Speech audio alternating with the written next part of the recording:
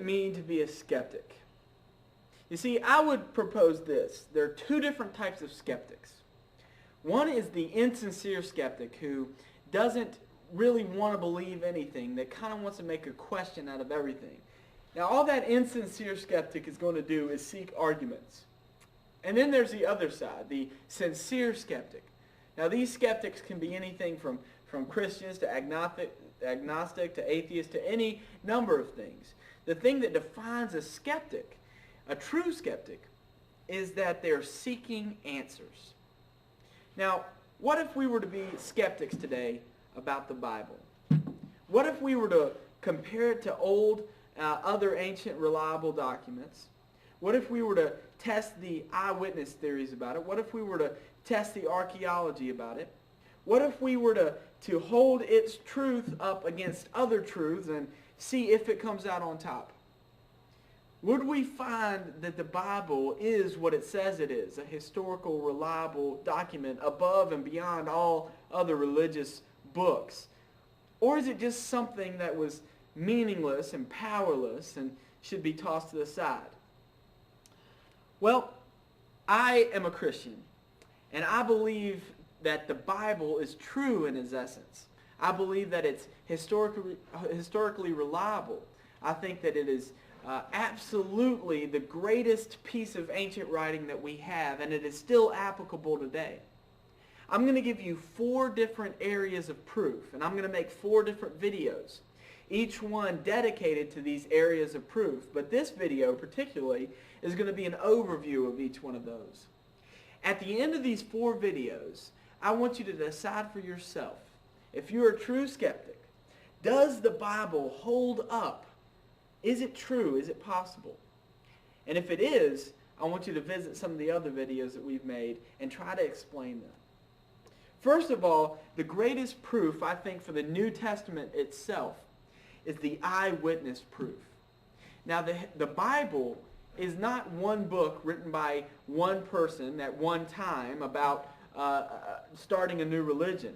The Bible is written by several different authors over thousands of years. 3 of those authors are Matthew, Mark, and John. Now, those are our eyewitnesses' accounts of what happened to Jesus and his life. They are so credible. In fact, these things never contradict each other.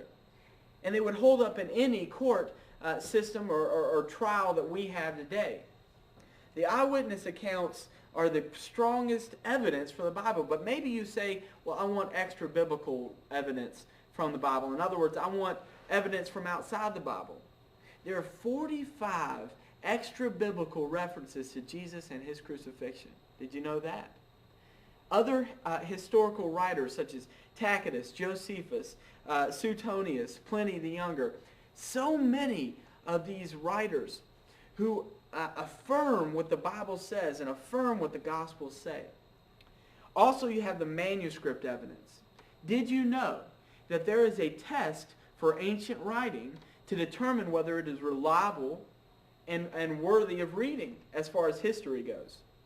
Did you know that also the Bible far surpasses, the New Testament books far surpass all other ancient writings in the tests that scholars give them to determine whether they're reliable historical documents? Far surpass. Watch the manuscript video on that. You'll be really surprised. Also, in the Bible is very unique in this, that it is the only religious document that has predictive prophecy throughout, that has been predicted thousands of years before the events actually happen. And then they come true. Now, let me give you an example, and I'll give you more in my other videos of this with a predictive prophecy video. But in Psalms 22, David talks about piercing the Son of God with his hands and his feet. And he basically gives a description of crucifixion. He even goes as far to say as people will be casting lots for his clothing. Now, the interesting thing about this thing is it is written 400 years before crucifixion is even invented as a form of execution. And it's written 1,000 years before Jesus comes and is crucified. And as you have read in the Bible, his clothes are gambled on, or they have cast lots for them. It's just amazing. Predictive prophecy. And then the fourth evidence, if you will, is the archaeological evidence.